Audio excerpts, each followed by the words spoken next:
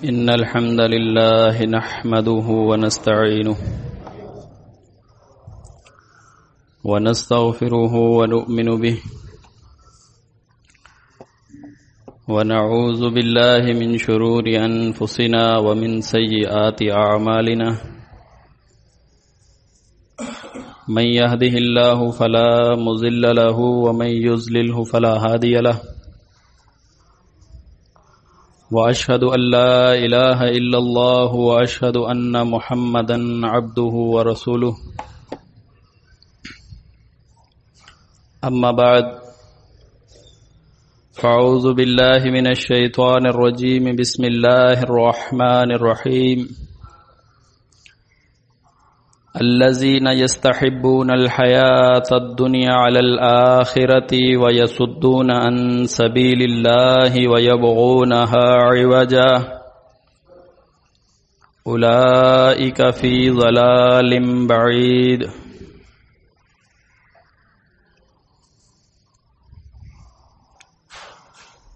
محترم عزت مند سننے والوں، اللہ رب العزت کی لاریب کتاب قرآن مجید سے سورۃ ابراہیم کی 3 نمبر آیت آپ کے سامنے تلاوت کی ہے۔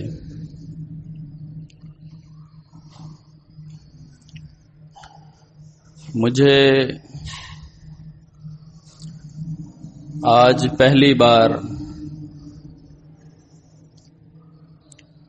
آپ سے مخاطب ہونے کا شرف حاصل ہو رہا ہے۔ یہ مسند قدیم مسندوں میں سے ہمارے معاشرے میں گنی جاتی ہے۔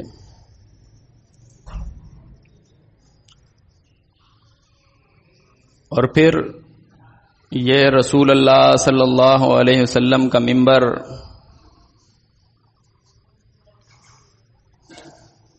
پھر یہ اللہ رب العزت کا گھر، اس بات پر آمادہ کرتا ہے کہ الہ واحد کی پکار یہاں سے اٹھے، بلند ہو جائے،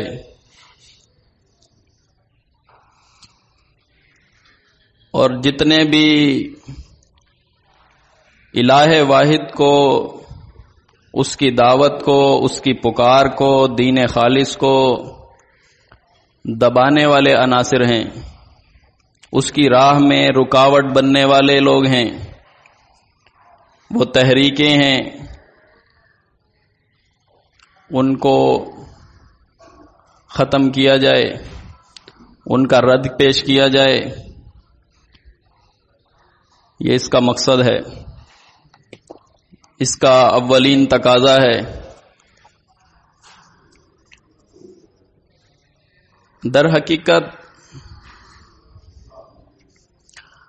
معرکہ بدر اسلام کا، کفر کا، اہل ایمان اور مشرکین مکہ کے درمیان جو پہلا مسلح لڑاؤ، ٹکراؤ، اور یہ فیصلہ کن معرکہ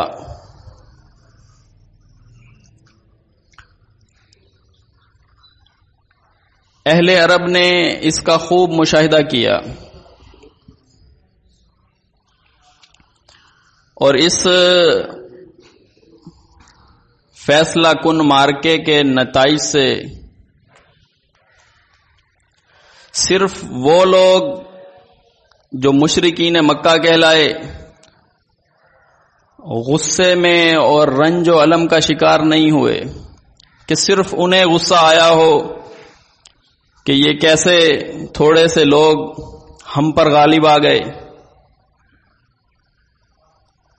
یہ 300 کچھ لوگ 1000 کے لشکر کے اوپر غالب آ گئے، اور 1000 کے لشکر والوں نے بڑی بڑی قربانیاں دیں، ان کو نقصان عظیم برداشت کرنا پڑا، بڑے بڑے سردار ان کے اللہ کی راہ کے اندر شہید ہو گئے۔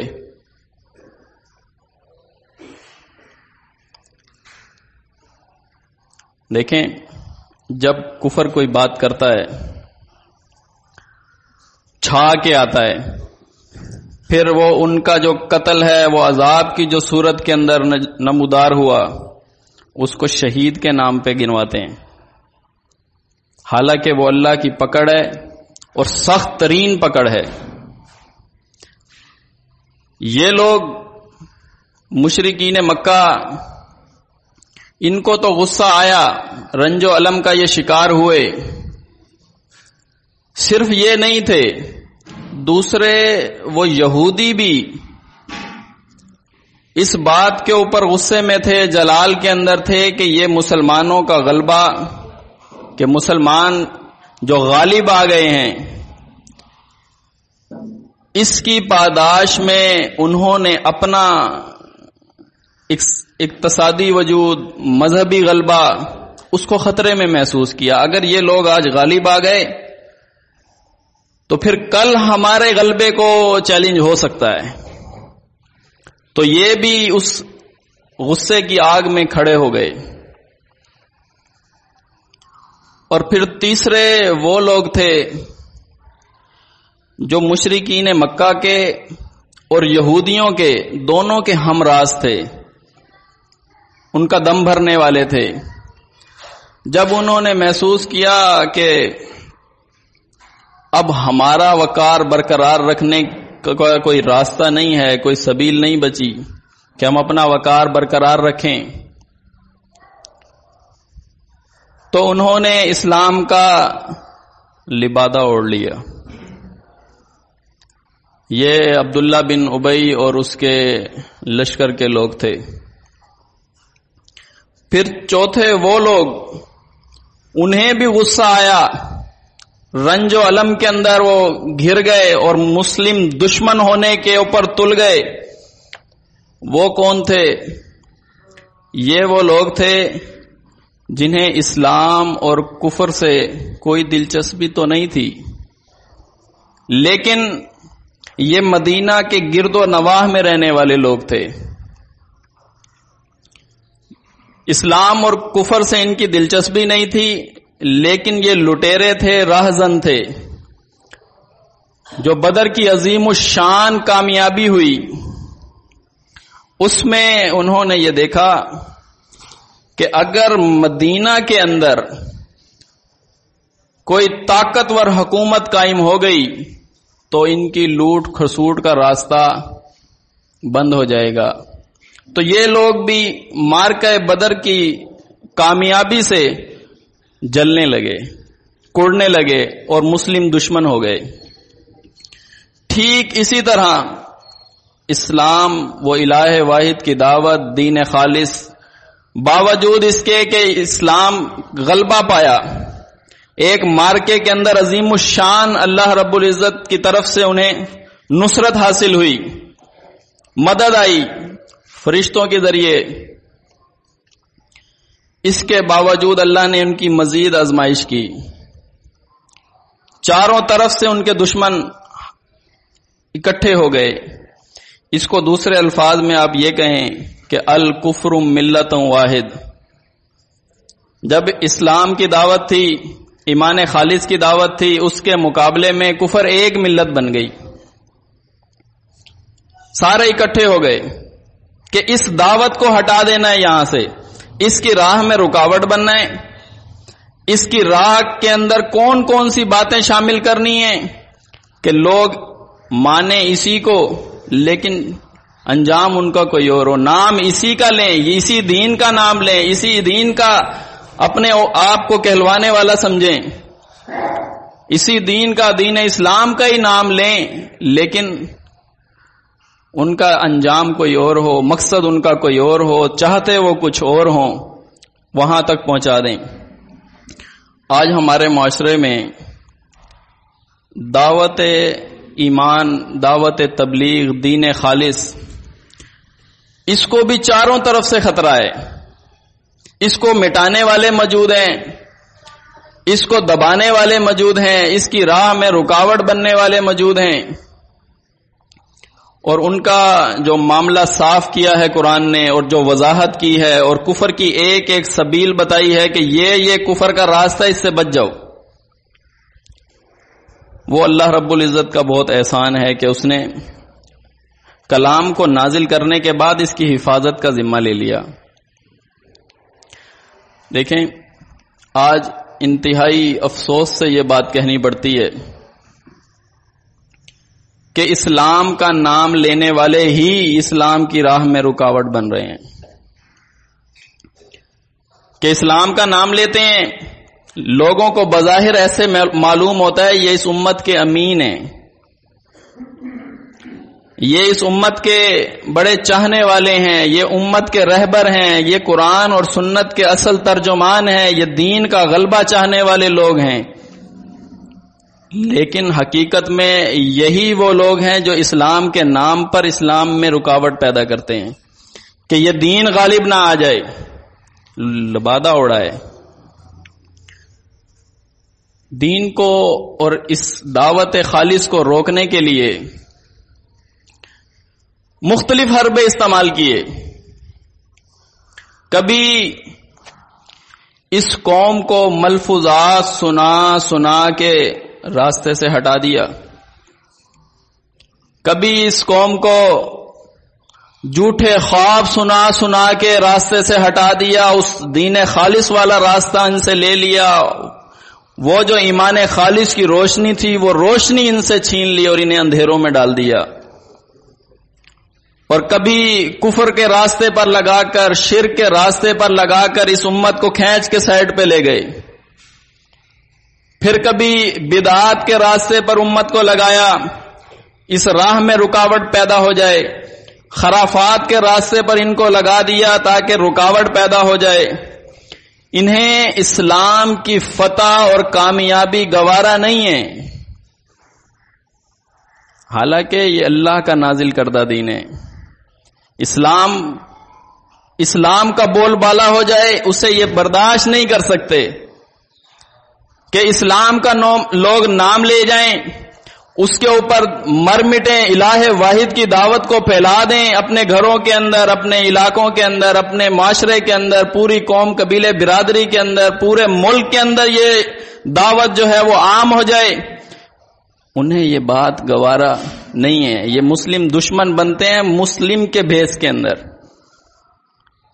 کہ اسلام کا نام بھی لیں لیکن روکیں اللہ کی راہ سے، رکاوٹ پیدا کریں اللہ کی راہ کے اندر.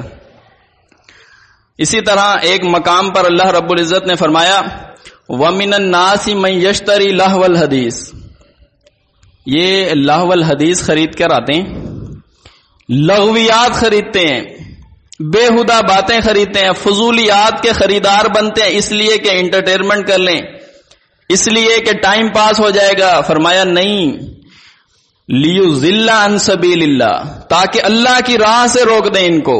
یہ رکاوٹ پیدا کرنے کی ایک یہ سبیل اختیار کی کہ کہیں اس امت کا دھیان اس دعوت کی طرف نہ لگ جائے، کہیں یہ امت قرآن کھول کے پڑھنے نہ لگ جائے، کہیں اس امت کو حقیقت اس کے اوپر آیا نہ ہو جائے. تو لہذا راستہ کون سا اپنایا؟ وَمِنَ النَّاسِ مَن يَشْتَرِي لَهْوَ الْحَدِيثِ لِيُضِلَّ عَن سَبِيلِ اللَّهِ، لغویات کے خریدار بن گئے.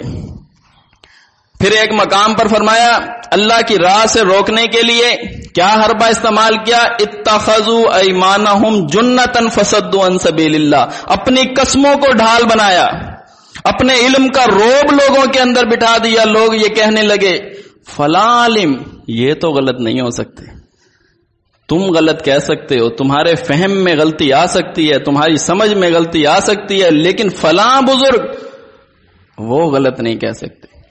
اپنے علم کا روب لوگوں میں بٹھایا، اپنے آپ کو منوا لیا اور اللہ کی راہ میں خود رکاوٹ بن گئے. یہ طریقہ انہوں نے استعمال کیا. اتخذوا ایمانہم جنۃ فصدوا عن سبیل اللہ، اپنی قسموں کو ڈھال بنا بنا کر کہ ہم یہ کہتے ہیں اگر ہم نہ بخشے گئے، اگر فلاں عالم نہ بخشے گئے تو پھر تمہارا بخشا جانا ممکن نہیں. ایسے لوگوں کو باتیں بتا بتا کر تاکہ لوگ اس کے اوپر جمع ہو جائیں، وہ اصل راستہ لوگ چھوڑ دیں. انہی خرابیوں کے اندر انہی جو روکنے والی سبیل انہوں نے اختیار کی تھی، قرآن نے جگہ جگہ ان کو وضاحت کرتے کرتے بیان فرمایا کہ الذین یستحبون الحیات الدنیا علی الآخرہ، وہ لوگ جو دنیا کی زندگی کو پسند کرتے ہیں آخرت کے مقابلے میں، دنیا کی زندگی کو ترجیح دیتے ہیں آخرت کے مقابلے میں. وَيَسُدُّونَ عَن سَبِيلِ اللَّهِ، اور اللہ کے راہ سے روکتے ہیں. یہ کون سے لوگ ہیں؟ جنہوں نے دین کے اندر غلو کا شکار کیا، لوگوں کو، عوام کو، خود بھی غلو کا شکار ہوئے، لوگوں کو بھی غلو کا شکار کیا اور خواہشات کی پیروی کرنے لگے، اور پھر لوگوں کو فتاوے ان کی خواہشات کے مطابق دینے لگے، لوگوں کو فتاوے ان کی خواہشات کے مطابق دینے لگے. اور پھر اس طرح انہوں نے اس امت کو اس جوہری مسئلے پر، جس پر اللہ رب العزت نے انبیاء کو اکٹھا کیا، جو انبیاء جس مسئلے کے اوپر متفق تھے، مسئلہ الہ کے اوپر، وہ اس سے وہ چھین لیا، وہ راستہ ان سے چھین لیا. لیکن اللہ رب العزت نے جو قرآن میں وضاحت کی، لوگوں کو بتایا، جو اللہ کی طرف رجوع کرنے والے لوگ ہیں وہ یہ بات سمجھ جاتے ہیں، وہ یہ دیکھ لیتے ہیں کہ کون کہاں پہ ڈنڈی مار رہا ہے، حق کیا ہے. اللہ نے فرمایا کہ جو میری طرف رجوع کرنے والے ہیں، جو مسئلے کو تحقیق کرنے والے ہیں، جو آیات کا علمی طور پہ احاطہ کرنے والے لوگ ہیں، وہ حقیقت جان لیتے ہیں. اللہ ان کو راہ دکھاتا ہے، یہ اللہ کا ذمہ ہے. اللہ نے فرمایا میں اسے ہدایت دکھاؤں گا، راستہ اس کو دکھانا میرا ذمہ ہے. قلب سلیم والا شخص، نیوٹرل شخص، کسی کی طرفداری میں نہ جھکا ہوا ہو. دیکھیں یہ دین کے اندر غلو کا شکار ہو جانا اور لوگوں کو خواہشات کے اوپر، ان کی خواہشات کے مطابق انہیں فتاوے دینا، لوگوں کی خواہشات کی پیروی کرنا، آخر یہ کس کا وتیرہ تھا ان سے پہلے؟ کیا قرآن اس بات پہ خاموش ہے؟ نہیں. قرآن کہتا ہے کل یا اہل الکتاب، ان سے کہیے اے اہل کتاب، لا تغلو فی دینکم، اپنے دین کے اندر غلو نہ کرو، اپنے دین میں غلو نہ کرو، غیر الحق، بغیر حق کے دین کے اندر غلو کرتے ہو بغیر حق کے. ولا تتبعوا اہواء قوم، اس قوم کی خواہشات کی پیروی نہ کرو. کیا مطلب ہے اس کا؟ جو قوم چاہتی ہے فتویٰ اس کے مطابق، جو قوم چاہتی ہے اسلام کو اٹھا کے قوم کے اوپر ویسے ڈال دیا جیسے قوم اپنے آپ کو چاہتی ہے کہ ہم اسی طرح رہیں، اسلام ہمارے مطابق ہو جائے، خود نہیں اسلام کے مطابق ہوتے، اور یہ فتاوے دینے والے ہیں. فرمایا تھا کل یا اہل الکتاب لا تغلو فی دینکم غیر الحق ولا تتبعوا اہواء قوم قد ضلوا من قبل واضلوا کثیرا وضلوا عن سواء السبیل. خود بھی گمراہ ہو گئے، اوروں کو بھی گمراہ کیا، سیدھے راہ سے بھٹک گئے. کیا کیا تھا؟ دین میں غلو، اسلام کے بھیس کے اندر، اسلام کے وہ اسی دین کے کہلوانے والے وہی راہ میں رکاوٹ بنے اور لوگوں کو راہ راست سے ہٹا دیا. اسی چیز کو اللہ رب العزت نے سورۃ ابراہیم کی 3 نمبر آیت میں بیان کیا. فرمایا وَيَسُدُّونَ عَن سَبِيلِ اللَّهِ، یہ لوگ ہیں جو دنیا کو پسند کرتے ہیں آخرت کے مقابلے میں اور روکتے ہیں اللہ کی راہ سے.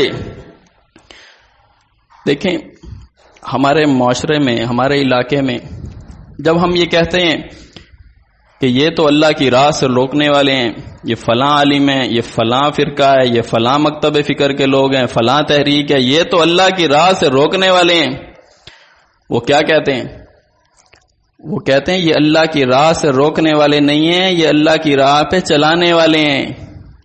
اگر یہ اللہ کی راہ سے روکنے والے ہوتے تو یہ مسجدوں کو گرانے والے ہوتے، یہ تو مسجدوں کو بنانے والے ہیں. آپ کیسے کہتے ہیں یہ اللہ کی راہ سے روکنے والے ہیں؟ آیات کا غلط استعمال کرتے ہیں. جو آیات ان کے متعلق ہے ہی نہیں تو آپ ان کو ان کے اوپر فٹ کرتے ہیں کہ یہ اگر اللہ کی راہ سے روکنے والے ہوتے تو یہ خدمت خلق کا درس نہ دیتے، پھر یہ مساجد تعمیر نہ کرتے، پھر یہ دینی کام ان کی مساجد کے اندر صلاۃ پنجگانہ ادا نہ ہوتی، پھر یہ تو سارا یہی کام کرتے ہیں، مساجد کو بناتے ہیں، بیت اللہ کا طواف کرنے والے لوگ ہیں، خدمت خلق کرنے والے لوگ ہیں، یہ اللہ کی راہ سے کیسے روکتے ہیں؟ یہ کہنا کہ وَيَصُدُّونَ عَن سَبِيلِ اللَّهِ، یہ اس کے مصداق یہ لوگ ہیں جو مدرسوں میں بیٹھے ہیں، انہوں نے تو ساری زندگی مدرسوں کے اندر وقف کر دی، مدرسوں کے اندر اللہ کا دین پڑھتے رہے، اللہ کا دین پڑھاتے رہے، اس کے مصداق یہ نہیں ہے، یہ ہمیں سننے کو ملتا ہے۔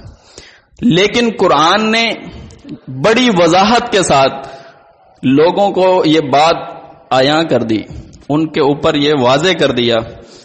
لیکن آپ تھوڑی سی اگر عربی جاننے والے لوگ ہیں جو بیٹھے ہوں گے یہاں، وہ میری بات کو فالو کریں گے۔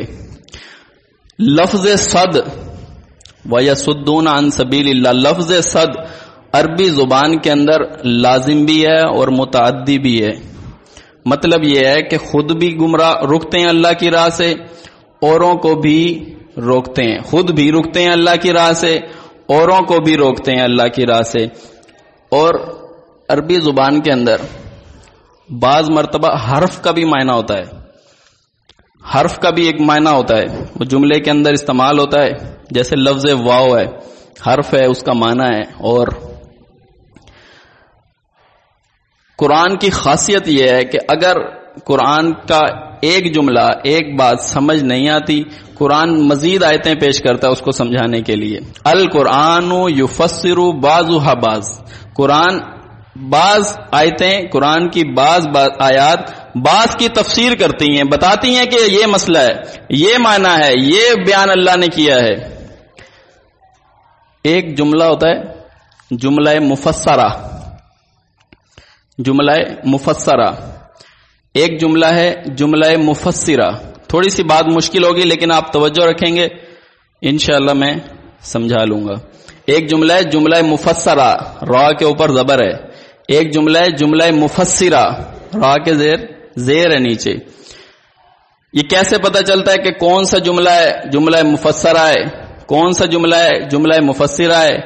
اس کے درمیان میں آتی ہے واو، اس کی ایک نشانی ہے، اس کے درمیان میں آتی ہے واو۔ جب یہ اللہ نے کہا یسدون عن سبیل اللہ، یہ اللہ کی راہ سے روکتے ہیں، اگر یہ سمجھ نہیں آئی کہ یہ اللہ کی راہ سے کیسے روکتے ہیں، پھر یہ جو درمیان میں واو ہے یہ بتاتا ہے کہ اگر میرے پہلے جملے کی تمہیں سمجھ نہیں آئی، میرے بعد آنے والا جملہ پڑھو۔ یہ بتا، یہ ہے جملہ مفسرہ، جو بعد میں آ رہا ہے وہ ہے جملہ مفسرہ۔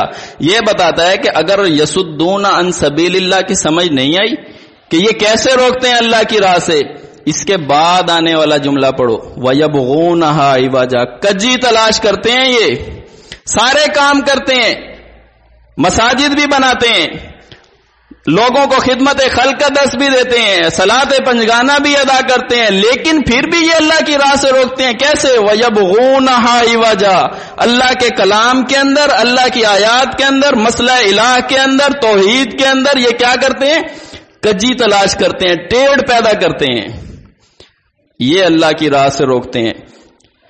دیکھیں آج ہمارے معاشرے کے اندر مختلف قسم کے فرقے موجود ہیں اور لا تعداد فرقے موجود ہیں، ہر کوئی اسی بات کے اوپر متفق ہوا ہے، ہر کسی نے یہ حربہ تو لازمی اپنایا ہوا ہے کہ اللہ کی راہ سے جو روکنا ہے وَيَبْغُونَهَا عِوَجًا کے تحت روکنا ہے، کجی پیدا کرنی ہے، ٹیڑھ پیدا کرنی ہے، تو ان کو مسئلہ حق سے ہٹا دینا۔ اچھا یہ آیت، اس کا تو یہ مطلب ہے، یہ حکم یہ تو ان کے لیے خاص تھا، فلاں بات کے تو خالص وہی لوگ مخاطب تھے، تو کیا کرتے ہیں؟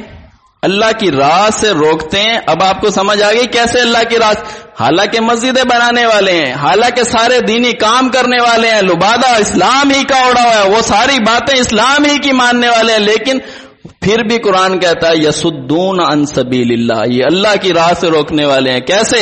وَيَبْغُونَهَا عِوَجًا، کجی تلاش کرتے ہیں، ٹیڑھ پیدا کرتے ہیں۔ تین اوصاف اللہ رب العزت نے اس آیت کے اندر بیان کیے۔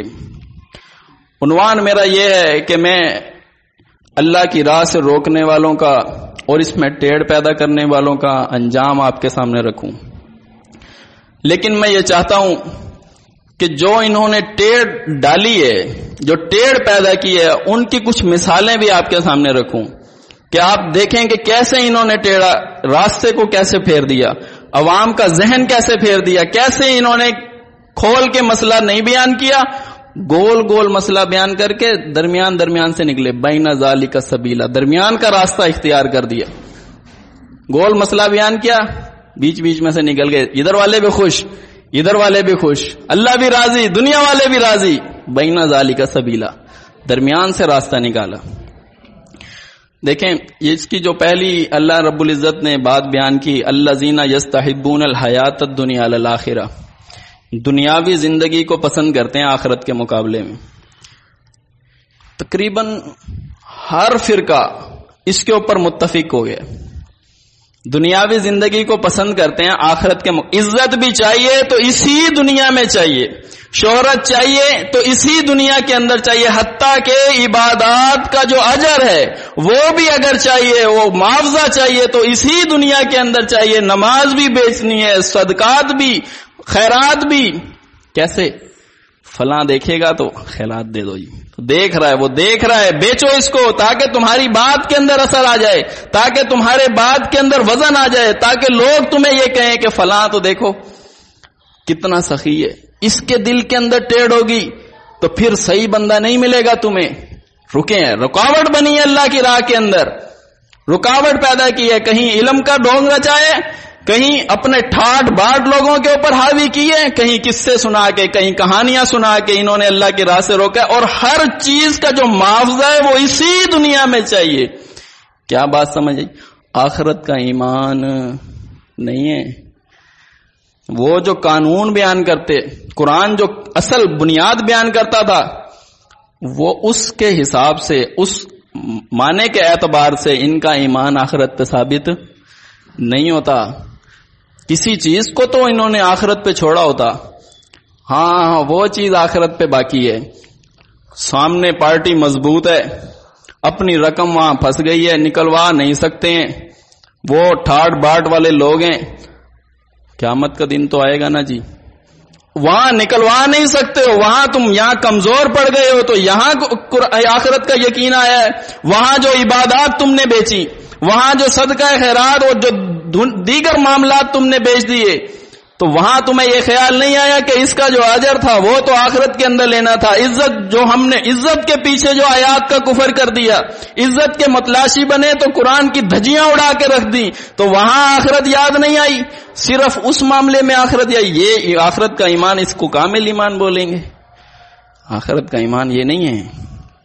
قرآن کہہ رہا تھا بل تؤثرون الحیات الدنیا والآخرۃ خیر وابقیٰ، تم ایسے لوگ ہو دنیا کی زندگی پسند کرتے ہو، حالانکہ آخرت جو ہے وہ باقی رہنے والی ہے، زیادہ ہے اور بہتر ہے. آخرت کا جو اجر ہے وہ زیادہ ہے، بہتر ہے. کس کے لیے؟ جس کا ایمان آخرت پہ ہو اس کے لیے. باقی کا تو ایمان ہی نہیں، اس کو تو بیچنا ہی اس دنیا کے اندر ہے. یہ پہلی خرابی ذکر کی، یہ یہودیوں میں بھی تھی، یہ عیسائیوں نصرانیوں کے اندر بھی تھی، یہ آج کے ہر فرقے کے اندر یہ خرابی. کیا دیوبندی، کیا بریلوی، کیا اہل حدیث، کیا شیعہ، ہر ایک نے دنیاوی زندگی کو فوقیت دی ہے آخرت کے مقابلے میں. قرآن کہتا ہے فَمِنَ النَّاسِ مَن يَقُولُ رَبَّنَا آتِنَا فِي الدُّنْيَا، لوگوں میں سے ایسے بھی لوگ ہیں، لوگوں میں سے ایسے بھی لوگ ہیں دعا کرتے ہیں اللہ سے، ربنا آتنا فی الدنیا، اے اللہ ہمیں دنیا میں دے دے، بس دنیا میں ہی دے دے بس ہمیں. آخرت کا ایمان ہے یہ آخرت کا ایمان نہیں ہے. یوسف علیہ السلام نے جو کہا تھا کہ میں اپنی قوم کے دین کو چھوڑ چکا ہوں، کس لیے؟ اس لیے کہ ان کا ایمان آخرت پہ ثابت نہیں ہوتا، ان کا ایمان اللہ پہ ثابت نہیں ہوتا. وَهُمْ بِالْآخِرَةِ هُمْ كَافِرُونَ، آخرت کے منکر لوگ ہیں. قرآن جو شریعت جو اللہ کی آیات جو اللہ کے وہی جو قرآن آخرت کے متعلق درس دیتی تھی اس کے مطابق ان کا ایمان ثابت نہیں ہوتا ہے، ایمان آخرت کے متعلق پختہ نہیں ہے. فرمایا فَمِنَ النَّاسِ مَن يَقُولُ رَبَّنَا آتِنَا فِي الدُّنْيَا، لوگوں میں سے ایسے ہیں جو اللہ سے دعا کرتے ہیں اے اللہ ہمیں دنیا میں ہی دے دے. فرمایا وَمَا لَهُ فِي الْآخِرَةِ مِنْ خَلَاقٍ، آخرت کے آخرت کے دن، روز قیامت کے دن ان کا کوئی اجر نہیں ہوگا، کوئی ان کو حصہ نہیں ملے گا، اللہ نہیں دے گا ان کو جو دنیا کے اندر، جنہوں نے دنیا کو فوقیت دے دی آخرت کے مقابلے کے اندر۔ پھر فرمایا فَأَمَّا مَن طَغَىٰ وَآثَرَ الْحَيَاةَ الدُّنْيَا فَإِنَّ الْجَحِيمَ هِيَ الْمَأْوَىٰ۔ یہ انجام میں بیان کروں ٹیڑھ پیدا کرنے والوں کا، اللہ کی راہ سے روکنے والوں کا، جنہوں نے دنیا کو پسند کر لیا آخرت کے مقابلے کے اندر، اس کا انجام میں بیان کروں۔ قرآن بیان کرتا ہے، فرمایا فَأَمَّا مَن طَغَىٰ، جن لوگوں نے سرکشی کی، وَآثَرَ الْحَيَاةَ الدُّنْيَا، دنیاوی زندگی کو فوقیت دی، فَإِنَّ الْجَحِيمَ هِيَ الْمَأْوَىٰ، جہنم کے اندر ٹھکانہ ہے ان کا۔ آپ ان کو امت کا امین سمجھتے ہیں، آپ سمجھتے ہیں کہ یہ امت کے رہبر ہیں، یہ اصلاح کرنے والے لوگ ہیں، یہ چاہتے ہیں کہ اسلام کا بول بالا ہو جائے۔ فرمایا وَيَصُدُّونَ عَن سَبِيلِ اللَّهِ، یہ تو اللہ کی راہ سے روکنے والے ہیں، لیکن آپ نے معنی نہیں سمجھا اللہ کی راہ سے روکنے کا۔ قرآن بیان کرتا ہے وَيَبْغُونَهَا عِوَجًا، کجی تلاش کرتے ہیں۔ دیکھیں قرآن نے جو یہ بیان کیا کجی تلاش کرتے ہیں، کیا اس کی کوئی مثال ہمارے سامنے نہیں ہے؟ کوئی مثال ہمارے سامنے نہیں ہے کہ یہ انہوں نے کب کجی تلاش کیا؟ یہ تو نیرا قرآن خالص دین لوگوں کے سامنے پیش کرتے ہیں، نہیں ٹیڑھ پیدا کرتے ہیں، لوگوں کو روکتے ہیں اللہ کی راہ سے، اسلام کے نام پہ لوگوں کو روکتے ہیں۔ حالانکہ اللہ نے کہا تھا قرآنً عربیًا غیر ذی عوج، قرآن جو اللہ نے عربی زبان کے اندر نازل کیا غیر ذی عوج، ٹیڑھ کے بغیر تھا، وہ اس کے اندر کوئی ٹیڑھ نہیں تھی، اس کے مسئلے کو سمجھنے کے لیے اس کی آیات کے اندر، اس کے مفہوم کے اندر کوئی ٹیڑھ نہیں تھی کہ دوسرا معنی بھی واضح ہوتا ہو، ایسا نہیں تھا۔ دوہری بات قرآن کے اندر نہیں تھی کہ ایک مسئلہ ایک آیت کے اندر کچھ بیان ہوا ہو، دوسرے نے دوسری صورت کے اندر وہ مسئلہ کاٹ دیا ہو اور قرآن اس کے مخالف ہو گیا ہو، قرآن کی باتیں آپس کے اندر لٹک جائیں، ایسا نہیں تھا، اختلاف قرآن کے اندر نہیں تھا۔ فرمایا قرآن عربین غیر ذی عوج لعلکم تتقون، یہ تو غیر ٹیڑھ کے، بغیر ٹیڑھ کے جو اللہ نے نازل کیا اس قرآن کو، اس لیے کہ تاکہ تم تقوی والے بن جاؤ، ڈرو اللہ سے، اپنے مقصد کو پہچان لو کہ کس مقصد کے لیے اس دنیا کے اندر آئے ہو، اور یہ قرآن کا کون سا مسئلہ، جوہری مسئلہ جو بیان کرتا ہے اس کو مان لو۔ فرمایا الحمدللہ الذی انزل علی عبدہ الکتاب ولم یجعل لہ عوجا، اللہ رب العزت، ساری تعریفیں اللہ رب العزت کے لیے ہیں جس نے اپنے بندے کے اوپر یہ کتاب نازل کی، ولم یجعل لہ عوجا، اس کے اندر ٹیڑھ کجی نہیں ہے، لیکن یہ کیا کرتے ہیں وَيَبْغُونَهَا عِوَجًا، تلاش کرتے ہیں ٹیڑھ اس کے اندر ڈھونڈتے ہیں، کوئی بات اس کے اندر سے نکالیں اور عوام کو کہیں یہاں سے تو یہ مراد ہے، وہاں سے تو وہ مراد ہے، فلاں آیات سے تو وہ مراد ہے، اور اس سے یہ مسئلہ مراد نہیں ہے جو تم سمجھ رہے ہو، کاٹ دیں، راستے سے ان کو کاٹ دیں۔ دیکھیں علماء نے، بڑے مفتیان نے، بڑے بڑے لوگوں نے کیسے ٹیڑھ پیدا کی، کوئی مثال میں آپ کے سامنے رکھوں۔ ابلیس جو گمراہ ہوا تھا، لعنتی بنا تھا، اللہ کے دربار سے نکالا گیا تھا، کس وجہ سے؟ اس نے آدم علیہ السلام کو بشر کہا تھا، تو لہذا جو انبیاء کو بشر کہے وہ ابلیس ہے۔ کیسے امت کو گمراہ کیا؟ پھر کوئی انبیاء کو بشر کہے، توبہ توبہ، یہ تو غستاخ ہیں، یہ تو گستاخ رسول ہیں، گستاخ انبیاء ہیں، یہ آدم علیہ السلام کے گستاخ ہیں۔ تو لہذا ابلیس نے کہا تھا آدم علیہ السلام کو بشر، وہ کیسے کہا؟ دیکھیں جب اللہ تعالیٰ نے حکم دیا آدم علیہ السلام کے متعلق کہ جب میں ان کو درست کر لوں اور ان میں روح پھونک دوں، سب نے سجدہ کرنا ہے سوائے ابلیس کے، ہر ایک نے سجدہ کیا۔ پھر اللہ رب العزت نے پوچھا قال یا ابلیس، پھر اللہ نے پوچھا اے ابلیس مالک اللہ تکون مع الساجدین، کس بات نے روکا تجھے کہ تو سجدہ کرنے والوں میں شامل نہ ہوا؟ یہ علماء بیان کر رہے ہیں آگے۔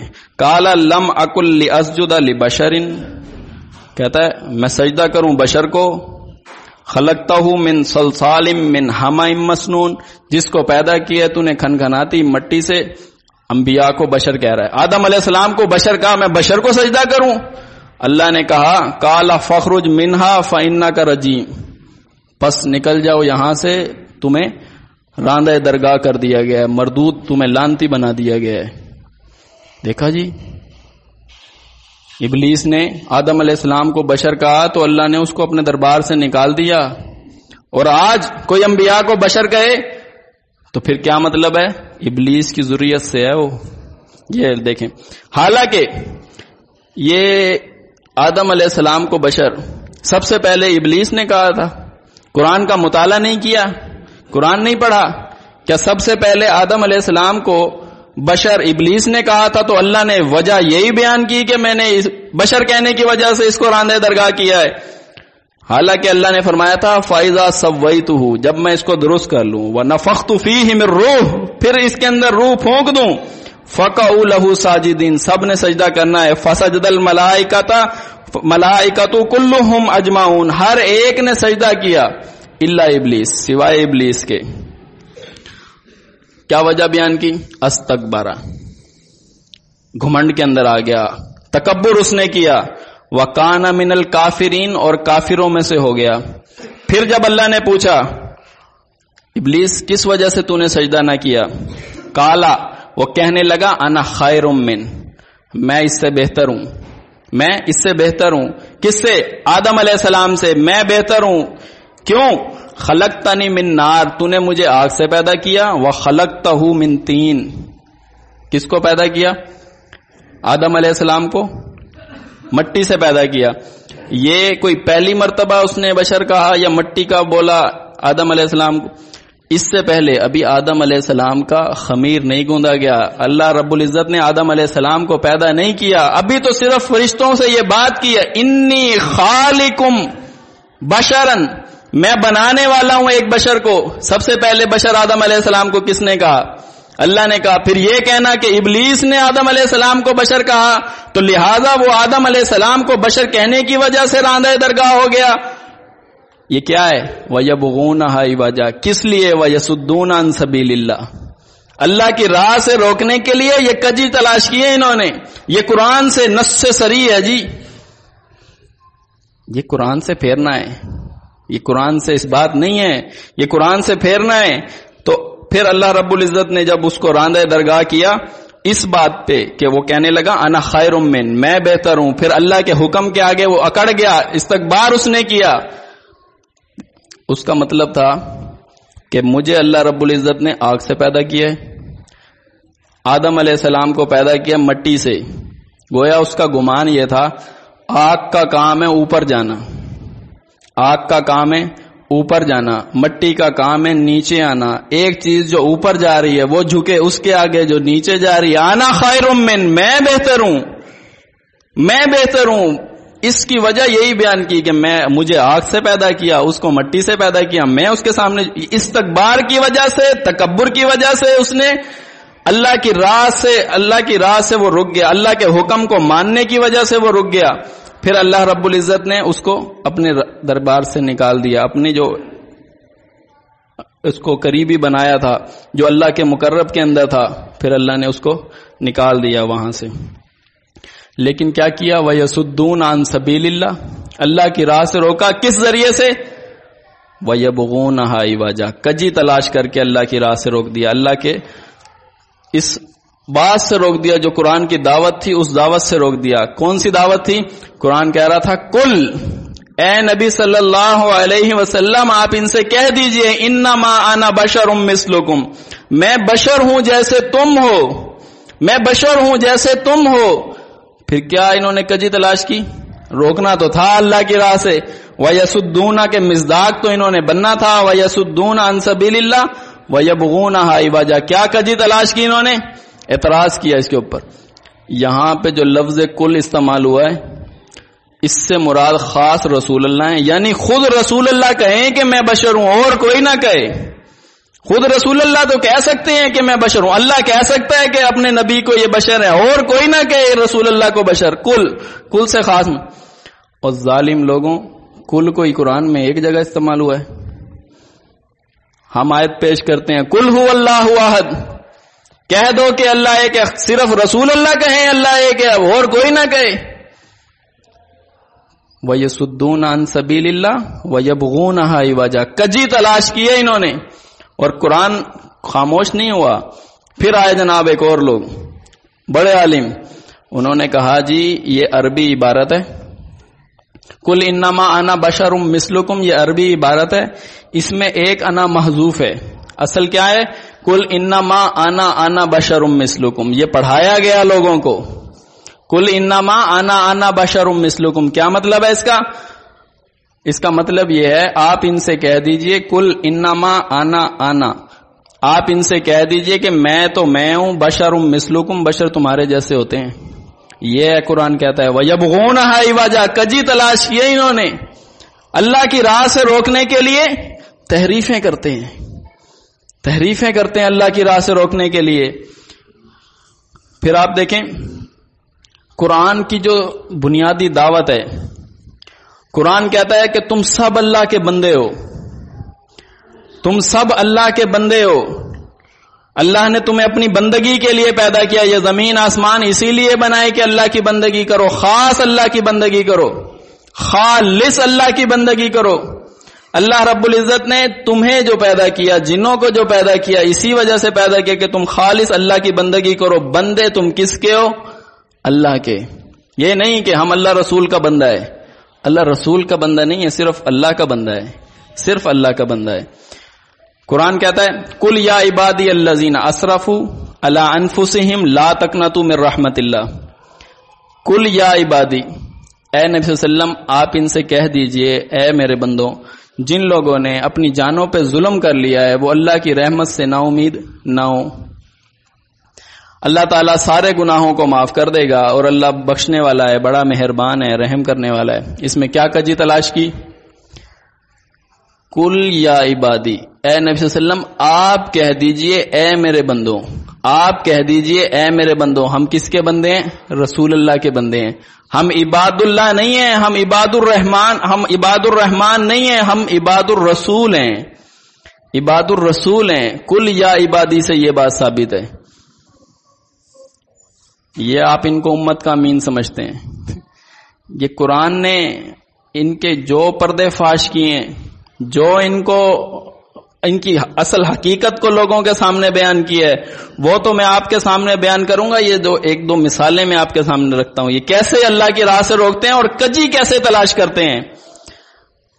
اگر یہ بات درست ہے، فرض کریں کہ یہ بات اگر درست مان لی جائے کہ ہم نبی کے بندے ہیں، ہم عباد الرسول ہیں، تو پھر معاذ اللہ وہ جو قرآن کی ساری دعوت تھی وہ ساری غلط ہو جائے گی، وہ ساری دعوت غلط ہو جائے گی۔ کس لحاظ سے؟ قرآن جو کہہ رہا تھا میں نے بندگی کے لیے پیدا کیا، زمین آسمان بنائے اس لیے پیدا کیا، تمہیں خاص میری بندگی کرو، میرا ند مقرر نہ کرو، تم اللہ کے بندے ہو۔ لیکن یہاں کیا کجی؟ ہم عباد الرسول ہیں۔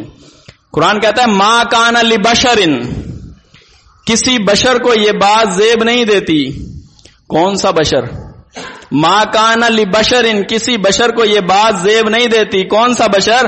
فرمایا کہ جس بشر کو اللہ کتاب دے، ان یؤتی اللہ الکتاب، جس بشر کو اللہ کتاب دے، والحکم، اپنا حکم دے، والنبوہ، اس بشر کو اللہ نبی بنائے۔ پیغمبر نا، کون مراد ہے؟ پیغمبر مراد ہیں۔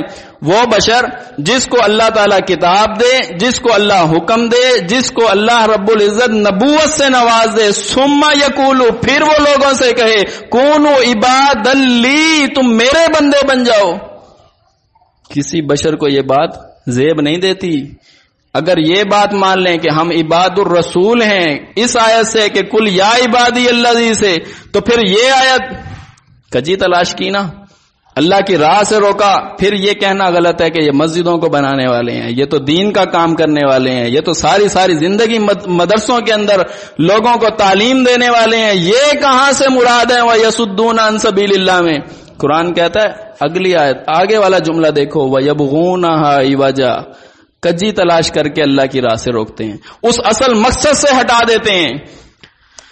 دیکھو قرآن نے کہا کبھی کوئی بشر جس کو اللہ کتاب دے، حکم دے، نبوت دے، لوگوں سے وہ یہ نہیں کہے گا تم میرے بندے بن جاؤ. کیا کہے گا؟ وَلَكِنْ كُونُوا رَبَّانِيِّينَ، وہ تو تم سے کہے گا کہ اللہ والے بن جاؤ، رب والے بن جاؤ، تم عالم ربانی بن جاؤ، تم رب کو جاننے والے بن جاؤ، اللہ ہی کے تم بندے ہو. وہ تو یہ کہنے کے لیے آتا ہے. وہ بشر اس کو نبوت کے اوپر جو سرفراز اللہ نے اس کو کیا ہے، نبوت کے مرتبے پہ جو فائز کیا ہے، تو اس کا کیا کہنا ہے؟ اس کا کہنا یہ ہے کہ تم سب اللہ کے بندے ہو. یہ نہیں کہ کل یا عبادی سے مراد ہم نبی کے بندے ہیں. اس کو کیا گنتی کیا جائے گا؟ وَيَسُدُّونَ عَن سَبِيلِ اللَّهِ وَيَبْغُونَهَا عِوَجًا، اللہ کی راہ سے روکنا اور اس میں کجی تلاش کرنا، یہ اس کے مصداق ہیں. ہمارے معاشرے کے، ہمارے آج کل علاقے کے عالمی مبلغ ہیں. طارق جمیل ان کا نام ہے. کتاب لکھی ہے گلدستہ اہل بیت. کتاب لکھی ہے گلدستہ اہل بیت. اس میں اہل بیت کا ذکر کیا ہے، حسن کا، حسین رضی اللہ عنہ کا، علی رضی اللہ عنہ کا، فاطمہ رضی اللہ عنہ کا. اس میں ایک آیت پیش کی ہے سورہ شورا کی. سورہ شورا میں کیا لکھا ہے؟ کل، اے نبی صلی اللہ علیہ وسلم آپ کہہ دیجئے، لا اسألکم علیہ اجرا الا المودۃ فی القربى، آپ ان سے کہہ دیجئے کہ میں تم سے اس دین کے کام پہ کوئی اجرت نہیں مانگتا، کوئی اجر نہیں مانگتا، صرف تم اہل بیت کا جو میرے گھر والے ہیں، یہ حسن و حسین ہیں، ان کے ساتھ اچھا سلوک کیا کرو. دیکھیں، وَيَسُدُّونَ عَن سَبِيلِ اللَّهِ وَيَبْغُونَهَا عِوَجًا، اس سے جی مراد وہ ہیں اہل بیت. حسن و حسین کے ساتھ اچھا سلوک کرو. یہ جو تم مجھے گالیاں دیتے ہو، یہ جو برا بھلا کہتے ہو، مجھ پہ پتھروں کی بارش برساتے ہو، یہ سارا کچھ میں اسی لیے برداشت کر رہا ہوں، صرف ایک مقصد کے لیے کہ تم میرے گھر والوں کے ساتھ اچھا سلوک کیا کرو. یہ کیا ہے؟ یہ غلو ہے. غلو اللہ کے دین کے اندر غلو ہے. کسی کو بڑھانا تو اس مقام پہ پہنچا دینا، اس پہ دلائل وہ دینے جس کا وہ اصل مصداق ہی نہیں ہے، جس کا ذکر ہی نہیں ہے. دیکھیں، سورہ شورا ہے مکی سورت، مکہ میں نازل ہوئی. ابھی علی رضی اللہ عنہ کا فاطمہ رضی اللہ تعالی عنہ سے نکاح نہیں ہوا، مدینہ میں نکاح ہوا. ابھی حسن اور حسین پیدا ہی نہیں ہوئے.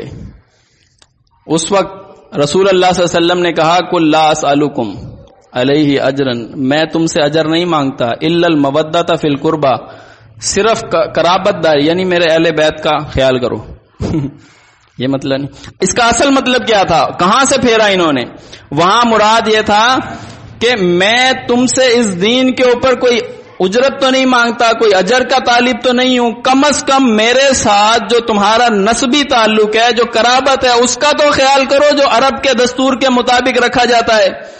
یہ چاہیے تو یہ تھا کہ ایمان لے کر آتے، چاہیے تو یہ تھا کہ میری دعوت کے اوپر ایمان لے کر آتے، لیکن ساری دنیا سے زیادہ تم ہی میرے مخالف بن گئے اور مجھے وہ حقوق بھی نہیں دے رہے جو قرابت داری کے حقوق ہوتے ہیں، جو عرب کے اندر دستور ہے کہ ان کو رشتہ داری کے حساب سے نسبی ان کو تعلق فراہم کرنا چاہیے تھا، جو ان کے ساتھ وہ معاملات کرنے چاہیے تھے، وہ تو کم از کم رکھو میرے ساتھ.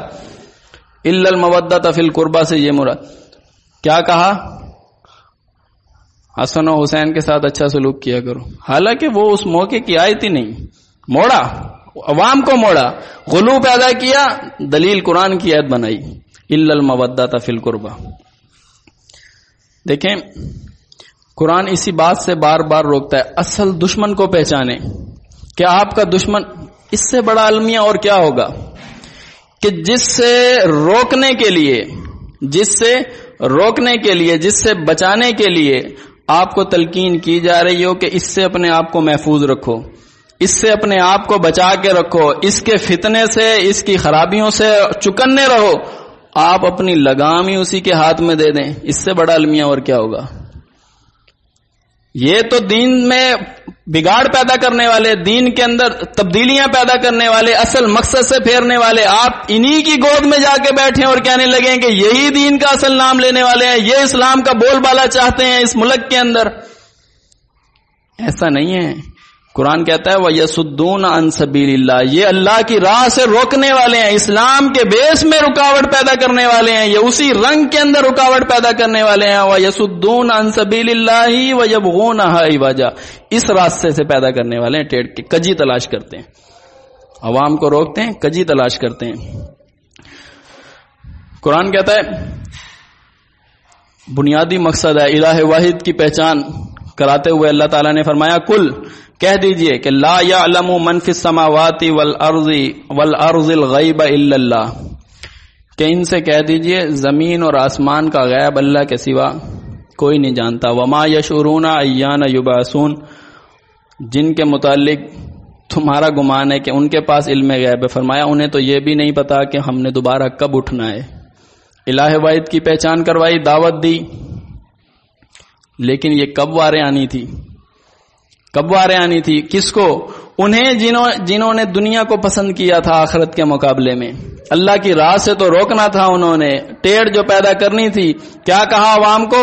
جب عوام نے جا کے پوچھا اس سے تو یہ عالم الغیب تو صرف اللہ ہے، رسول اللہ تو عالم الغیب نہیں ہے، یہاں پہ تم نفی کی گئی ہے، اللہ کے سوا کسی کے پاس زمین اور آسمان کا غیب اللہ کے سوا کسی کے پاس نہیں ہے.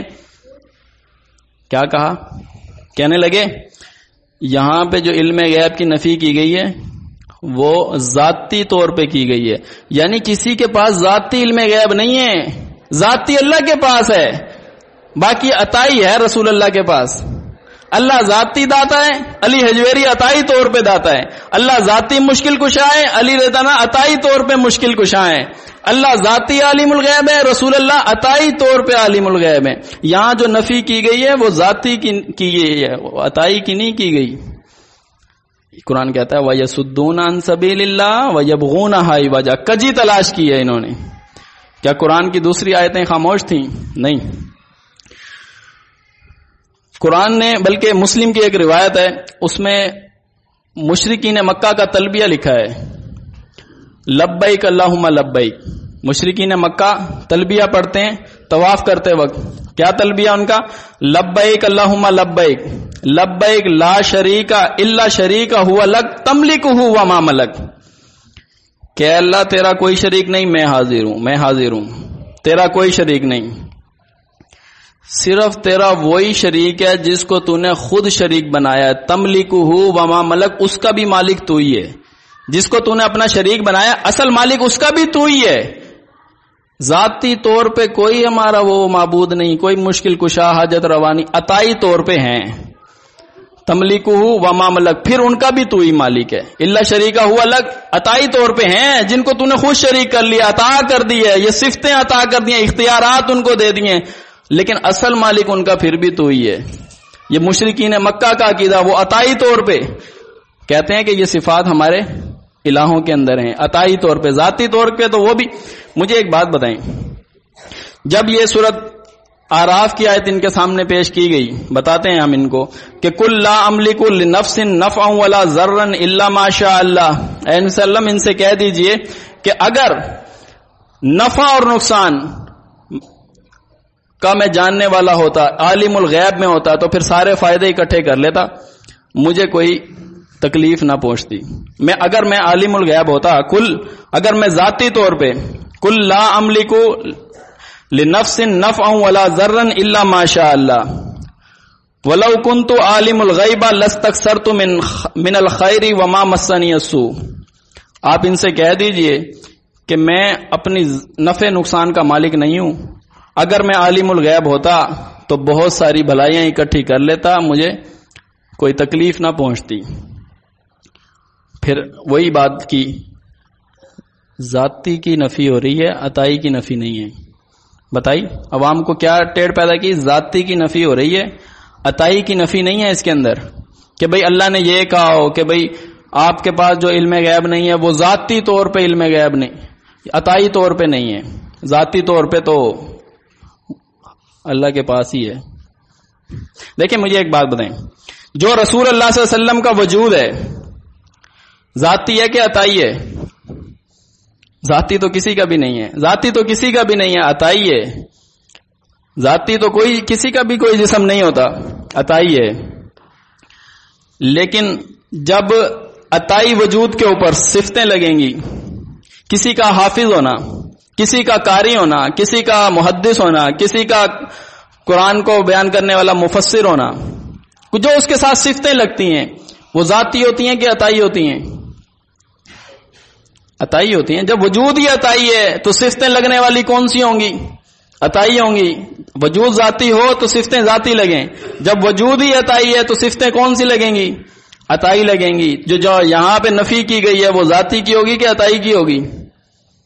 عطائی کی نفی ہوگی نا. جب ذاتی تو کوئی چیز ہے ہی نہیں، جب خاص نفی کی جا رہی ہے کہ آپ یہ کہہ دیجئے کہ میرے پاس علم غیب نہیں ہے، تو پھر یہ ذاتی کی نفی کیسے ہوگی؟ یہ تو عطائی ہی کی نفی ہوگی، کیونکہ وجود عطائی ہے، لگنے والی صفتیں بھی عطائی ہیں. پھر جو بڑے ان کے مشائخ ہوتے ہیں وہ آ جاتے ہیں. جناب یہ عربی عبارت ہے، اس کے اندر لفظ کنتو استعمال ہوا ہے، لفظ کنتو استعمال ہوا ہے. ولو کنتو عالم الغیبہ، اگر میں عالم الغیب ہوتا. لفظ کنتو ماضی کا صیغہ ہے، یہ بتاتا ہے کہ میں پہلے غیب نہیں جانتا تھا لیکن بعد میں مجھے یہ صفت حاصل ہو گئی، بعد میں یہ جاننے لگ گیا، غیب جاننے لگ گیا، یہ صفت مجھے بعد میں عطا کر دی گئی. لفظ کنتو یہ بتا رہا ہے، کیونکہ ماضی کا صیغہ ہے، پہلے کی بات ہے، پہلے نہیں تھا، بعد میں اللہ نے یہ صفت مجھے دے دی. دیکھیں تھوڑا سا آپ غور کریں گے یہ بات آپ کو سمجھ آ جائے گی. لفظ کنتو واقعی ماضی کا صیغہ ہے، پہلے کی بات ہے. جب کنتو کے ساتھ لو داخل ہو جائے، ولو کنتو، جب کنتو سے پہلے لو داخل ہو جائے تو معنی بن جاتا ہے استمرار کا. معنی بن جاتا ہے استمرار کا. کیا مطلب ہے؟ کہ جو کام پہلے تھا وہ اب بھی جاری ہے. نہ مجھے پہلے علم غیب تھا نہ مجھے بعد میں علم غیب ہوا. جو کام پہلے، استمرار کا یہ مطلب ہے جو کام پہلے تھا وہ اب بھی جاری ہے. قرآن چونکہ قیامت تک کے لیے، مجھے قیامت تک کوئی علم غیب نہیں ملنا. یہ کیا کیا تھا انہوں نے کوشش کی تھی. وَيَسُدُّونَ عَن سَبِيلِ اللَّهِ، اللہ کی راہ سے روکنے کی. وَيَبْغُونَهَا عِوَجًا، اس کے اندر کجی تلاش کی تھی، کجی پیدا کی تھی کہ اللہ کی راہ سے ان کو روک دیں. دیکھیں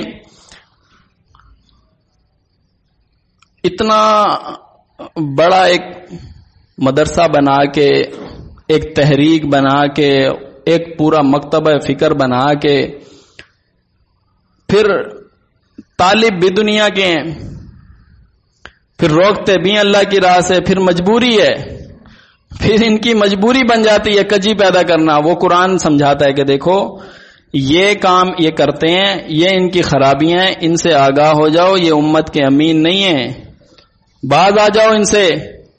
مسئلہ پوچھنے سے بھی منع کیا. ان سے کوئی مسئلہ پوچھا جائے، اپنا کوئی فیصلہ ان سے کروایا جائے، وہ بھی قرآن منع کرتا ہے. ان کی طرف رجوع کرنے سے بھی قرآن منع کرتا ہے کہ ان سے جا کے مسئلہ پوچھو، ان سے پوچھو یہ کیا مطلب ہے اس فلاں آیت کا، فلاں آیت کا، اور ہمارے اس مسئلے کا حل قرآن سے بتا دیں. یہ مسئلہ حل قرآن سے نہیں بتاتے، یہ اپنے مسلک کے حساب سے مسئلہ بتاتے ہیں. کہنے لگے نوح علیہ السلام بھی عالم الغیب ہیں. جی قرآن سے، نص سے ثابت ہے.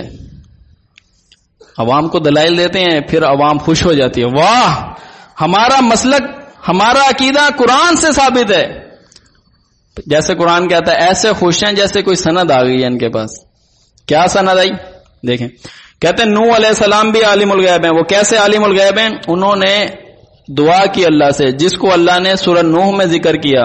کہنے لگے اے میرے رب، زمین کے اوپر کافروں کا کوئی بندہ نہ چھوڑ، ان کی اولاد بھی جو ہوگی وہ سخت نافرمان ہوگی، کافر ہوگی، سب کو غرق کر دے. ایک نسل جو ابھی پیدا نہیں ہوئی، وہ لوگ جو ابھی پیدا نہیں ہوئے، نوح علیہ السلام اس کے متعلق خبر دے رہے ہیں، ان کی جو اولاد پیدا ہوگی نا وہ بھی سخت کافر ہوگی. تو علم غیب کا ثبوت ہے کہ نہیں ہے؟ یہ قرآن سے ثابت کیا. یہ قرآن یہی بیان کرنا چاہتا ہے. میرا عنوان یہی ہے کہ میں یہ بتاؤں کہ وَيَسُدُّونَ عَن سَبِيلِ اللَّهِ کس ذرائع سے، کس ذریعے سے اللہ کی راہ سے روکتے ہیں. وَيَبْغُونَهَا عِوَجًا، کجی تلاش کرتے ہیں، ٹیڑھ پیدا کرتے ہیں. اس کا یہ مطلب نہیں ہے جی اس کا وہ مطلب ہے جو ہم بیان کر رہے ہیں. یہ نوح علیہ السلام نے بات کیوں کی کہ اے اللہ ان ساروں کو غرق کر دے، ان کی اولاد بھی ہوگی تو وہ سخت کافر نافرمان ہوگی؟ کیوں کہا؟ اس سے پہلے یہ بات اللہ خود نوح علیہ السلام کو بیان کر چکا تھا، بتا چکا تھا، اس بنیاد پہ کی۔ وہ کہاں ذکر ہے؟ سورۃ ہود کی 36 نمبر آیت کے اندر اللہ نے اس کو ذکر کیا ہے۔ اللہ رب العزت نے فرمایا وَأَوْحَىٰ إِلَىٰ نُوحٍ، ہم نے وحی کی نوح علیہ السلام کی طرف، أَنَّهُ لَن نُؤْمِنَ مِن قَوْمِكَ إِلَّا مَنْ قَدْ آمَنَ، اے نوح جتنے لوگ تمہاری قوم میں ایمان لانے والے تھے سب لا چکے، اب کوئی اور بندہ آپ کی قوم میں ایمان نہیں لے کر آئے گا۔ اس بنیاد پر انہوں نے دعا کی اے اللہ ان کی قوم، ان کی اولاد میں سے بھی اگر کوئی پیدا ہوگا تو وہ سخت کافر نافرمان ہوگا، تو ان سب کو غرق کر دے۔ اس میں عالم الغیب کہاں ہیں؟ یہ تو اللہ نے خود وحی کر کے ان کو بیان کیا، خود بتایا، تو اس میں عالم الغیب کدھر آ گیا؟ پھر عوام کو دھوکہ دیا نا۔ وَيَصُدُّونَ عَن سَبِيلِ اللَّهِ وَيَبْغُونَهَا عِوَجًا، کجی تلاش کی ہے اس کے اندر، معنی سے پھیرا ہے، معنی سے پھیر کے لوگوں کے عقیدہ خراب کر دیا، وہ جوہری مسائل خراب کر دیا، الہ کی پہچان ان سے چھین لی۔ لوگوں کو پتہ نہیں ہے الہ کون ہے، پتہ نہیں ہے کہ ہمارا معبود ہے تو معبود میں صفات کون سی ہوتی ہیں، الہ میں کون سی صفات ہیں، وہ ساری ان سے چھین لی۔ روشنی میں کچھ روشنی جو تھی وہ بھی لے لی، اندھیرے کے اندر چھوڑ دیا ان کو۔ قرآن نے پردہ فاش کیا ہوا، یصدون عن سبیل اللہ، اللہ کی راہ سے روکتے ہیں، ویبغونها عوجا، کجی تلاش کرتے ہیں۔ دیکھیں اللہ رب العزت نے جو کتاب نازل کی ہے، سورۃ آل عمران کی ابتدا کے اندر اللہ نے بیان فرمایا اللہ وہی ذات ہے جس نے قرآن نازل کیا، آیات نازل کی۔ اس میں دو طرح کی آیات ہیں،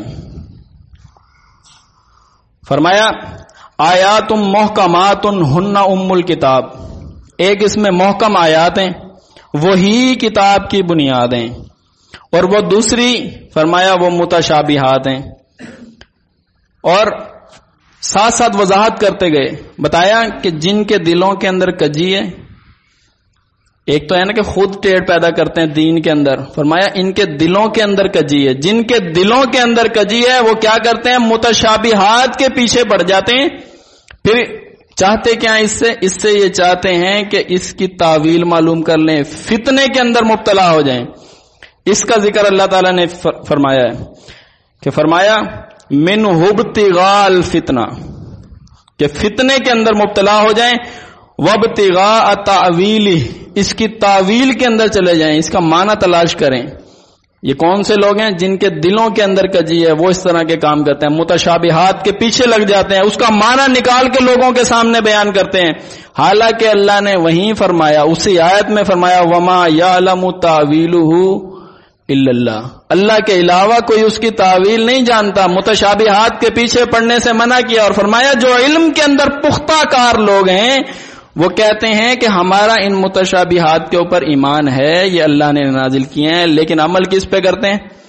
محکمات کے اوپر وہ عمل کرتے ہیں۔ متشابہات کو یہ نہیں کہتے کہ یہ غلط ہیں یا معاذ اللہ یہ نازل نہیں کی، یا اس کی تعویل میں چلے جائیں، فتنہ نکالیں، بس وہ اس کے اوپر ایمان رکھتے ہیں۔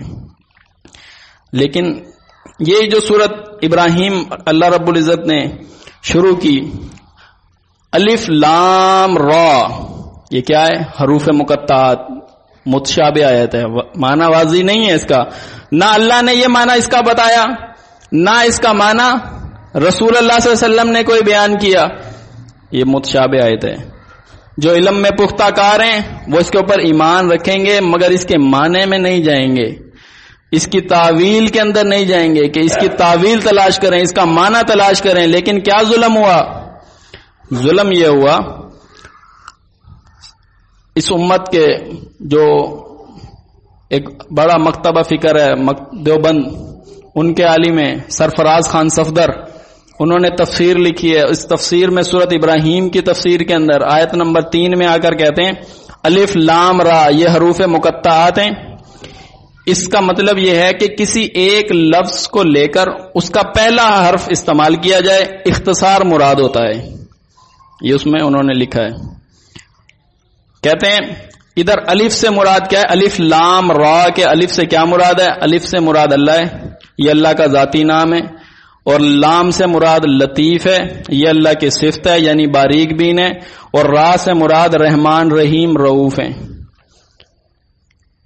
اللہ نے فرمایا جو متشابہ ہیں اس کے پیچھے نہیں پڑو، اس کا معنی نہ نکالو۔ جب رسول اللہ نے نہیں بیان کیا، کیا فرمایا تھا قرآن میں؟ سورۃ حجرات میں پہلی آیت ہی بیان فرمائی تھی، یا ایھا الذین آمنوا لا تقدموا بین ید اللہ ورسولہ واتقوا اللہ، ڈر جاؤ اللہ سے، اللہ کے اور اللہ کے نبی کے راستے سے، ان کے قدموں سے آگے نہ نکل جاؤ، ان کے باتوں سے آگے نہ نکل جاؤ۔ جب ایک چیز اللہ نے نہیں بیان کی، ایک چیز رسول اللہ صلی اللہ علیہ وسلم نے اس کی وضاحت نہیں کی، پھر یہ بیان کرنا کہ الف سے مراد اللہ ہے، لام سے مراد لطیف ہے، را سے مراد رحمان رحیم رؤوف ہے، یہ معنی کہاں سے نکالا؟ اور اپنے آپ کو مفسر قرآن سمجھتے ہیں۔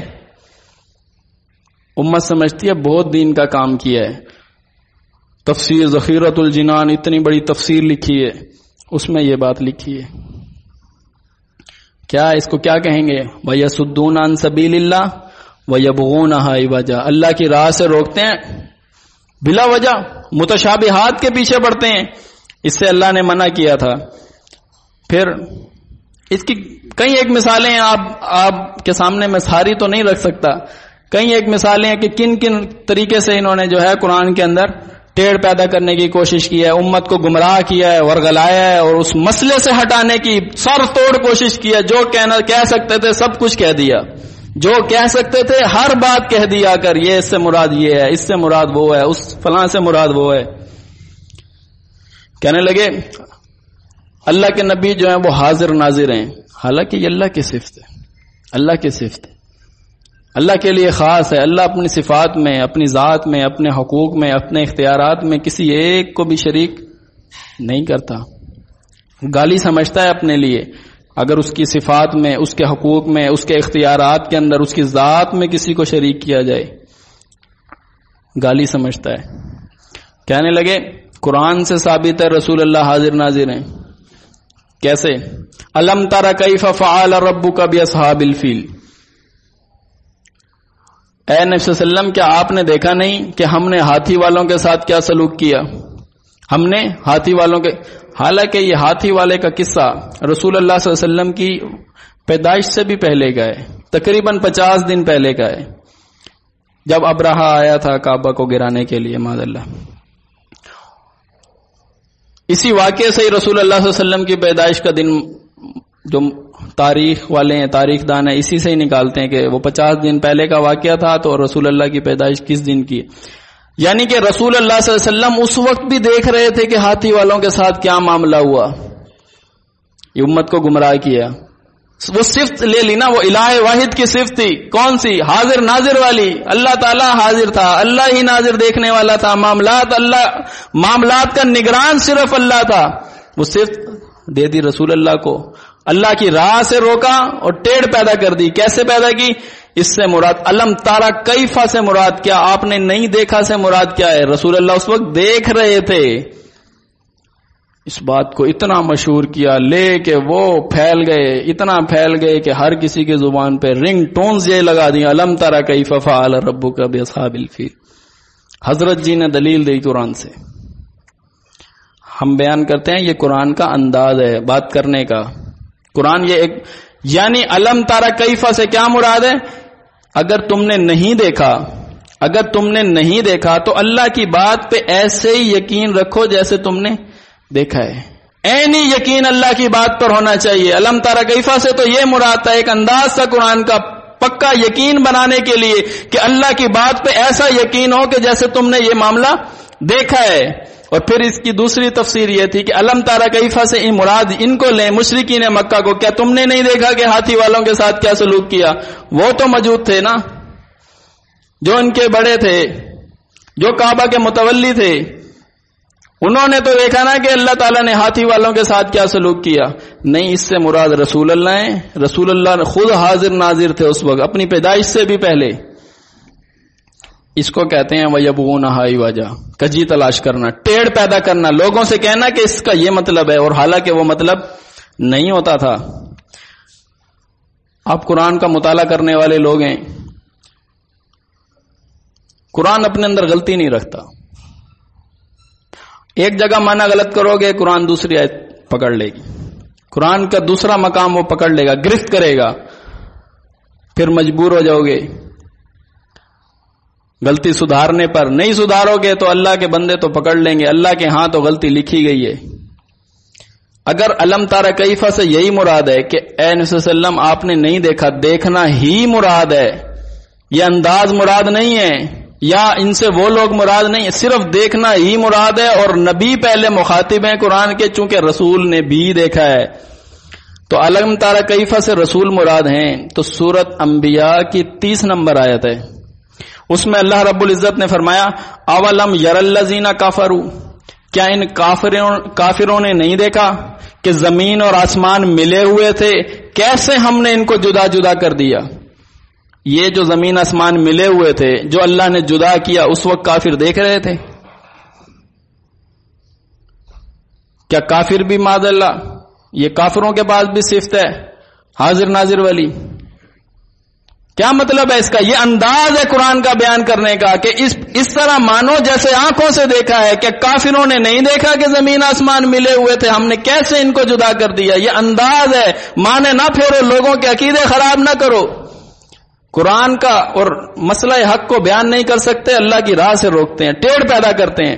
جب مسئلہ نہیں بیان کر سکتے ہو، جب حقیقت لوگوں کو نہیں بتا سکتے ہو، کئی چیزیں تمہارے آڑے آتی ہیں، دنیاوی زندگی کے متلاشی ہو، وہ دنیا کی زندگی آڑے آتی ہے، کئی اور چیزیں تمہاری عزت آڑے آتی ہے، اللہ کا مسئلہ حق مسئلہ ان کے سامنے لوگوں کے بیان کریں تو کئی چیزیں تمہارے ہاں رکاوٹ بنتی ہیں۔ تو کم از کم دین کو تو نہ بگاڑو، مانا تو نہ پھیر کے لوگوں کو بیان کرو، امت کو گمراہی کا سبب بن رہے ہو، اور آپ بھی ان کو امت کا امین سمجھتے ہیں کہ انہوں نے بڑا کام کیا دین کا، دین کی بڑی تبلیغ کیا، انہوں نے مدرسے کے اندر زندگی گزار دی، لکھ لکھ کے ان کی انگلیاں گھس گئیں۔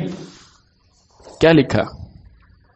قرآن سے روکا، دین سے روکا، رکاوٹ بن گئے، اسلام کے نام لیتے لیتے ان اسلام کے نام کے رکاوٹ بن گئے۔ اس آیت کے اندر سورۃ ابراہیم کے اندر 3 نمبر آیت، الذین یستحبون الحیات الدنیا علی الآخرہ وَيَصُدُّونَ عَن سَبِيلِ اللَّهِ وَيَبْغُونَهَا عِوَجًا، 3 جو باتیں اللہ رب العزت نے بیان کی، کیا بریلوی، کیا دیوبندی، کیا اہل حدیث، کیا یہودی، کیا نصارہ، ہر ایک اس کے اندر یہ ملوث ہے، دنیا کی زندگی کو پسند کرتا ہے، آخرت کے مقابلے میں اللہ کی راہ سے روکتے ہیں، کجی پیدا کرتے ہیں، ٹیڑھ پیدا کرتے ہیں، ہر ایک ملوث ہے اس کے اندر۔ ان کا انجام میں بیان کروں، اس سے زیادہ اور کیا بیان کر سکتا ہوں؟ اس آیت میں جو اللہ رب العزت نے بیان کیا، اولئک فی ضلال بعید، یہ کھلی گمراہی کے اندر ہیں۔ اس سے زیادہ اس معاملے کی سنگینی اس سے پچھلی آیت میں دیکھیں، فرمایا اللہ الذی لہ ما فی السماوات و ما فی الارض، اللہ ہی وہی ذات ہے جس نے زمین اور آسمان بنایا، اسی کا ہی ہے، اللہ ہی کا ہے زمین اور آسمان جس نے پیدا کیا ہے۔ وَوَيْلٌ لِّلْكَافِرِينَ مِنْ عَذَابٍ شَدِيدٍ، کافروں کے لیے دردناک عذاب ہے، کافروں کے لیے دردناک عذاب ہے۔ کن کافروں کے لیے؟ الَّذِينَ يَسْتَحِبُّونَ الْحَيَاةَ الدُّنْيَا عَلَى الْآخِرَةِ۔ اس معاملے کی سنگینی دیکھیں، کافر اللہ نے پہلے کہا، خباثت بعد میں بیان کی کہ اس وجہ سے کافر ہیں۔ کافر اللہ نے پہلے کہا انہیں، کافروں کے لیے اللہ نے شدید عذاب تیار کیا ہے۔ کون کافر؟ الذین یستحبون الحیات الدنیا علی الآخرۃ ویصدون عن سبیل اللہ ویبغونها عوجا اولئک فی ضلال بعید، یہ لوگ کھلی گمراہی کے اندر ہیں۔ کافر پہلے کہا ان کو، بعد میں بیماری بتلائی کہ اس بیماری کی وجہ سے، اور پھر ان کا انجام بتایا کہ یہ کھلے گمراہ لوگ ہیں، آپ ان کو امت کا امین نہ سمجھیں۔ قرآن نے پردے فاش کیے ہیں ان کے، حقیقت ان کی بتلائی ہے، کہیں ان کو ان کی مثال کتے کی مثال دی ہے۔ ہمارے ہاں تو یہ زبان غیر پارلیمانہ سمجھی جاتی ہے کہ آپ ایسے الفاظ استعمال کر رہے ہیں، ہم میں جرت نہیں ہے اس زبان کو غیر پارلیمانہ کہنے کی، کیوں؟ یہ قرآن کے الفاظ ہیں۔ فَمَثَلُهُ كَمَثَلِ الْكَلْبِ، ان کی مثال ایسی ہے جیسے کتے کی مثال ہوتی ہے۔ دیکھیں ان کے بارے میں اچھا گمان رکھیں کہ یہ انہوں نے دین کا بڑا کام کیا، یہ بہت اچھے لوگ ہیں، اصل امت کے سنبھالنے والے یہی ہیں، اسلام کا بول بالا چاہنے والے یہی ہیں، اسلام جتنا نظر آ رہا ہے انہی کی وجہ سے نظر آ رہا ہے۔ سننے کو ملتا ہے یہ باتیں لوگ کرتے ہیں، جتنا آج اسلام دیکھنے میں مل رہا ہے فلاں ملک میں انہی کی وجہ سے مل رہا ہے، اتنی محنتیں کی ہیں انہوں نے۔ ان کے بارے میں یہ باتیں نہ کرو، ان کے بارے میں یہ باتیں نہ کرو، ان کے بارے میں یہ کہو کہ یہ اللہ کی راہ سے روکتے ہیں، یہ ٹیڑھ پیدا کرتے ہیں، یہ تمہاری سمجھ کا مسئلہ ہے۔ ہم ان کے بارے میں اچھا گمان کریں گے، ہم ان کے بارے میں غلط گمان نہیں کر سکتے۔ قرآن کیا کہتا ہے؟ جیسا بھی گمان کرو، جیسا بھی گمان کرو، جتنا اچھا بھی گمان کرو، فلا تحسبنہم بمفازۃ من العذاب، ایسا گمان نہ کرنا کہ یہ اللہ کے عذاب سے بچ جائیں گے۔ اس کے علاوہ جو اچھا گمان ہے کرو۔ کیا اچھا گمان کرو گے تم اس کے علاوہ؟ کہ اللہ نے فرمایا فلا تحسبنہم بمفازۃ من العذاب ولہم عذاب علیم، ان کے لیے دردناک عذاب ہے۔ گمان بھی نہ کرنا کہ یہ لوگ عذاب سے بچ جائیں گے۔ اللہ کے مجرم ہیں یہ، اللہ کے کلام سے روکنے والے ہیں یہ، اللہ کے دین سے روکنے والے ہیں یہ۔ قرآن نے ان کا پردہ فاش کیا ہے، ان بڑے بڑے سرداروں کا، مولویوں کا، بڑے بڑے پیروں کا پردہ فاش کیا ہے، جن کی اندھی تقلید کی جاتی ہے۔ رات کو دن کہا جاتا ہے، دن کو رات کہا جاتا ہے، حرام کو حلال ان کے کہنے پہ کہا جاتا ہے۔ ایک چیز اللہ نے بیان نہ کی ہو، ان کے کہنے پہ وہ یہ مان لی جاتی ہے۔ جھوٹ مانتے ہیں اللہ کے ساتھ۔ اچھا گمان رکھیں ان کے ساتھ، جون سا بھی گمان رکھیں، یہ گمان نہ رکھیں کہ یہ اللہ کے عذاب سے بچ جائیں گے۔ ان کے لیے بڑا دردناک عذاب ہے، اللہ کی گرفت سے یہ لوگ بچنے والے نہیں ہیں۔ دیکھیں دین کو بیچنا یہ الگ جرم ہے کہ دین کا بیچ رہے ہیں، یہ دین کو بیچ رہے ہیں، نماز بیچ رہے ہیں، زکوٰۃ خیرات والے مسئلے بیچ رہے ہیں، نکاح بیچ رہے ہیں، عید کی نماز بیچ رہے ہیں، میت کو غسل کرنا یہ بیچ رہے ہیں۔ دین کو بیچنا یہ الگ جرم ہے، اس کے ہر چیز کے ریٹ فکس ہیں، فتوے کے ریٹ الگ ہیں، فتوے کے عنوان کے ریٹ الگ ہیں۔ کس عنوان پہ فتویٰ چاہیے؟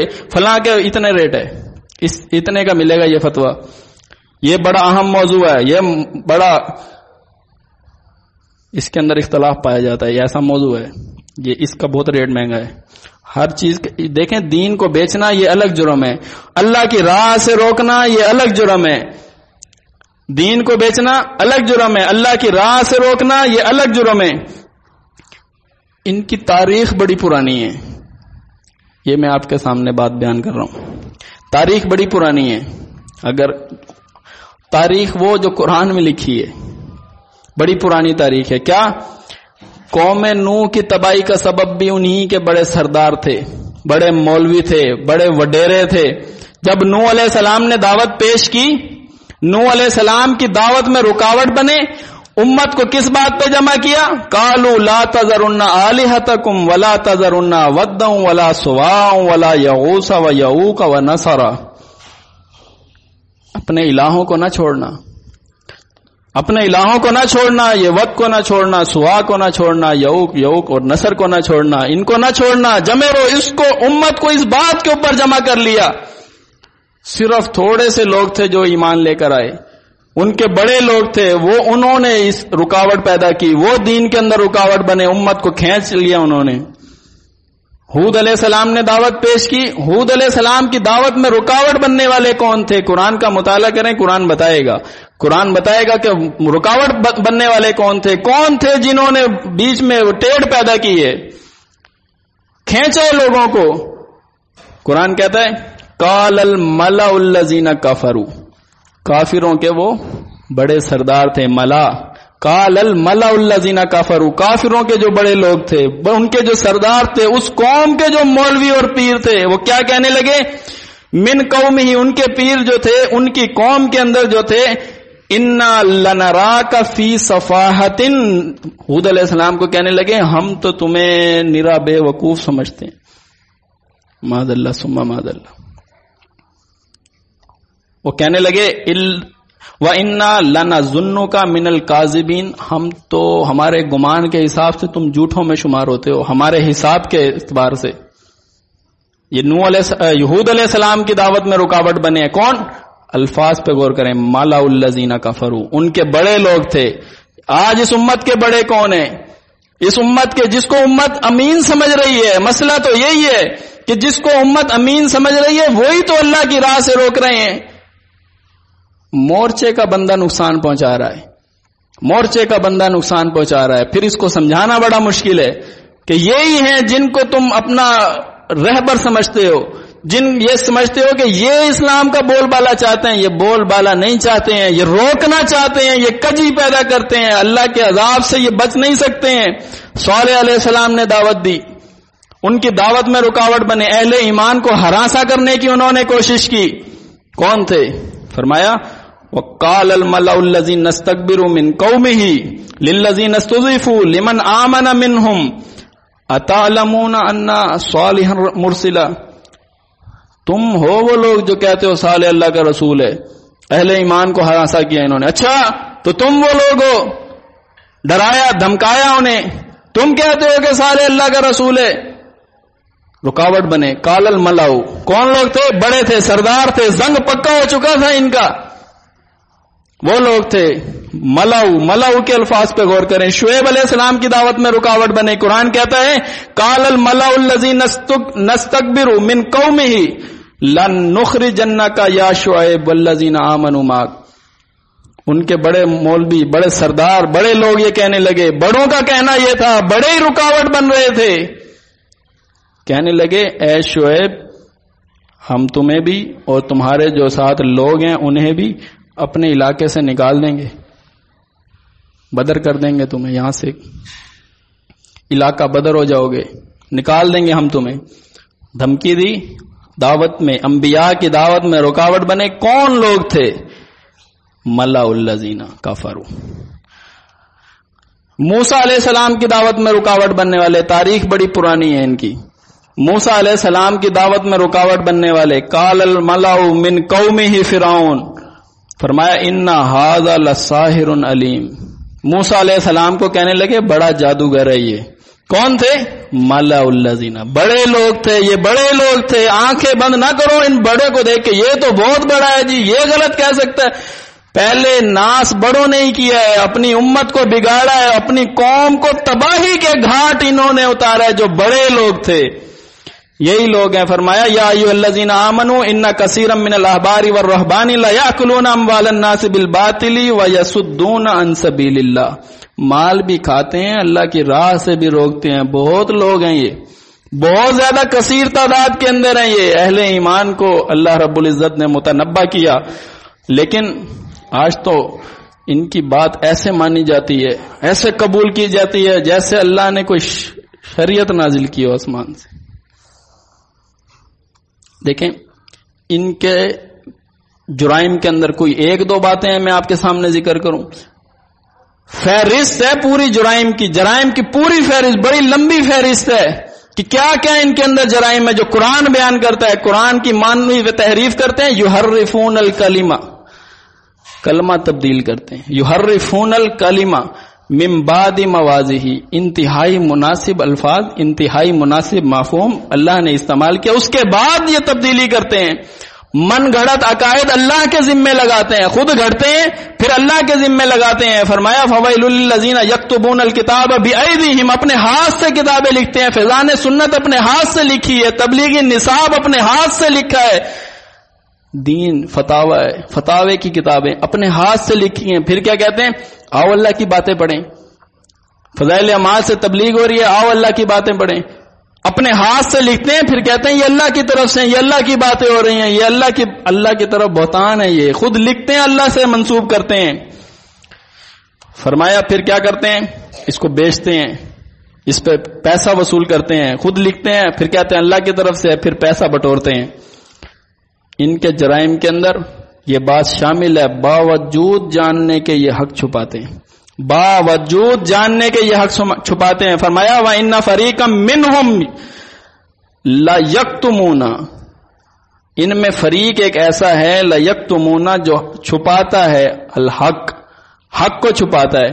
وَهُمْ يَعْلَمُونَ، حالانکہ جانتے ہیں، یہ جاننے کے باوجود چھپاتے ہیں. کس راستے؟ وَيَبْغُونَهَا عِوَجًا، کسی کو ادھر نکال دیا، کسی کو ادھر نکال دیا، مسئلے تک نہ پہنچ جائیں، یہ صراط مستقیم پر گامزن نہ رہیں، یہ ان کے اوپر عذاب نازل ہو جائے، چاہتے یہی ہیں، بس دنیا کے متلاشی ہیں۔ پھر ان کے جرائم کے اندر میں سارے جرائم آپ کے سامنے بیان کروں، میرا خیال ہے وقت بھی ختم ہو چکا ہے۔ حلال اور حرام اپنے اختیار میں سمجھ کر اللہ کے ذمے لگا دیتے ہیں، اپنا اختیار سمجھتے ہیں، حلال پہ بھی حرام پہ بھی اپنا اختیار سمجھتے ہیں۔ کیا کہتے ہیں؟ ھذا حلال و ھذا حرام، یہ حلال ہے، یہ حرام ہے، یہ کام حلال ہے، فلاں حرام ہے، اپنی طرف سے حلال کے فتوے، اپنی طرف سے حرام کے فتوے، اور پھر جھوٹ باندھتے ہیں اللہ پر۔ فرمایا لیفتروا لتفرقوا علی اللہ کذبا، لتفتروا علی اللہ کذبا، لتفتروا علی اللہ کذبا، یہ مس پرنٹنگ ہوئی، لتفتروا علی اللہ کذبا، اللہ کے اوپر جھوٹ باندھتے ہیں، گھڑتے ہیں، جھوٹ گھڑتے ہیں اللہ کے اوپر۔ فرمایا یہ وہ لوگ ہیں جو اللہ پر جھوٹ باندھنے والے ہیں، کبھی فلاح نہیں پائیں گے، فلاح پانے والے نہیں ہیں یہ۔ اللہ نے ان سے خبردار کیا ہے کہ خبردار ہو جاؤ، ان سے رجوع نہ کرو ان کے ساتھ۔ تم چاہتے ہو کہ اپنے معاملات کے فیصلے ان سے کروائیں، فرمایا کہ ہم نے تو یہ حکم دیا ہے ان یتحاکموا الی الطاغوت وقد امروا ان یکفروا بی، تم فیصلے لے کر جاتے ہو، فرمایا وقد امروا ان یکفروا بی، ہم نے منع کیا کفر کرو ان کا، ہم نے کہا ان کے معاملات ان کے پاس نہ لے کر جاؤ، کفر کرو ان کا، اور تم چاہتے ہو معاملات ان سے پوچھیں، اپنے حال واقعات، اپنے دلائل ان سے لیں۔ ایسے نہیں ہے، اللہ نے منع کیا اس سے۔ دیکھیں مسند احمد کی روایت ہے، ابو ذر رضی اللہ تعالیٰ عنہ راوی ہیں، وہ کہنے لگے میں رسول اللہ صلی اللہ علیہ وسلم کے پیچھے چہل قدمی کر رہا تھا، ان کے پیچھے پیچھے چل رہا تھا۔ رسول اللہ صلی اللہ علیہ وسلم نے فرمایا مجھے اپنی امت پر دجال سے بھی زیادہ ایک چیز کا خطرہ ہے، دجال سے بھی زیادہ ایک فتنے کا خطرہ ہے مجھے اپنی امت کے اوپر، میں خطرہ محسوس کرتا ہوں۔ ابو ذر کہتے ہیں میں نے پوچھا اے اللہ کے نبی وہ کون سی بات ہے جس کا خطرہ آپ کو دجال سے بھی زیادہ ہے اپنی امت پر؟ رسول اللہ صلی اللہ علیہ وسلم نے فرمایا کالا، رسول اللہ صلی اللہ علیہ وسلم نے فرمایا آئمتم مضلین، وہ گمراہ کرنے والے امام آج ہمارے سامنے ہیں، گلیوں میں، چوراہوں میں، جگہ جگہ موجود ہیں، اللہ کی راہ سے روکنے والے ہیں، یہی لوگ ہیں جن کے متعلق آپ کا اچھا گمان ہے۔ اچھا گمان نہیں ہے، پھر قیامت کے دن یہ کہو گے قالوا ربنا انا اطعنا سادتنا وکبرانا، اے اللہ ہم نے اطاعت کی تھی، وہاں مانو گے ہم نے اطاعت کی تھی اپنے سرداروں کی، بڑوں کی، وڈیروں کی، فاضلون السبیل، انہوں نے ہمیں راستے سے گمراہ کر دیا۔ ربنا آتہم ضعفین من العذاب، اے اللہ ان کو عذاب دے، دگنا عذاب دے، اور ان کے اوپر لعنت بھیج، لعنن کبیرہ، بڑی لعنت بھیج۔ چاہتے تو اللہ چاہتا تو یہ کہ آج یہ کہو، کھلی آنکھ میں یہ بات کہو کہ اللہ ہم ان سے بیزار ہیں، بیزار ہیں ہم ان سے، ہم ان کے اوپر لعنت بھیجتے ہیں جو انہوں نے یہ کام حرکات کی، اللہ کی راہ سے روکا اور دیگر جرائم ان سے ثابت ہوئے، ہم ان کی طرف رجوع کرنے والے نہیں ہیں۔ یہی چیز اللہ رب العزت نے فرمائی کہ الذین یستحبون الحیات الدنیا علی الآخرۃ ویصدون عن سبیل اللہ ویبغونہا عوجا اولئک فی ضلال بعید۔ تو اللہ رب العزت سے دعا ہے تو اللہ تعالی ہمیں حق بات کہنے اور اس پر عمل کرنے کی توفیق عطا فرمائے۔ واقول قولی ھذا استغفر اللہ لی ولکم ولسائر المسلمین فاستغفروا